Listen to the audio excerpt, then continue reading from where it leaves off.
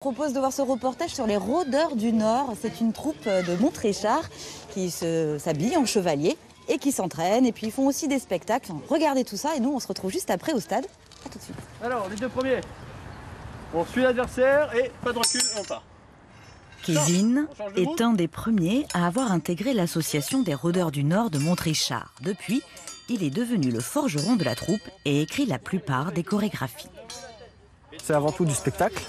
Et alors du coup, c'est assez physique quand même.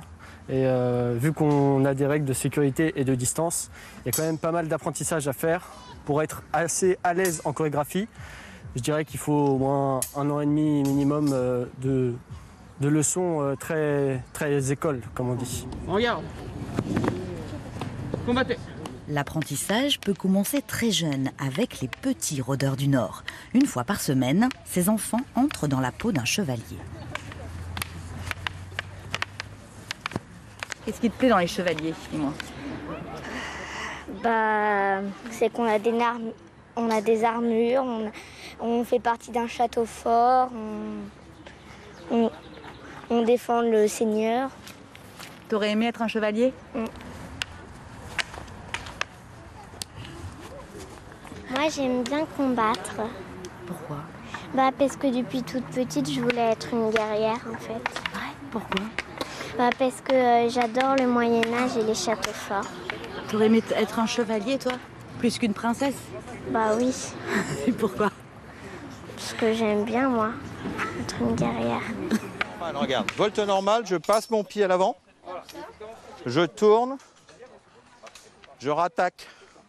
On va leur apprendre le maniement de l'épée, on va leur apprendre la chorégraphie, on va leur apprendre l'équilibre dont on a besoin pour pouvoir être opérationnel dans l'ordre des combats. Et puis on va surtout leur apprendre l'esprit chevalerie, c'est-à-dire le respect des autres, le respect de la hiérarchie, l'écoute, la discipline, chose que l'on a un petit peu moins maintenant. Et c'est vrai que les enfants adorent parce que ça leur permet de se défouler complètement.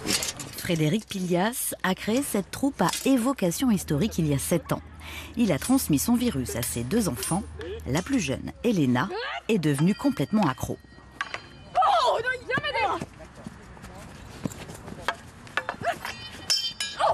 Je sais pas comment dire, mais ça défoule et ça te libère de tout ce qu'on subit dans la journée. Par exemple, je sais pas comment décrire cette sensation, mais c'est fort et c'est intense et ça donne envie de recommencer.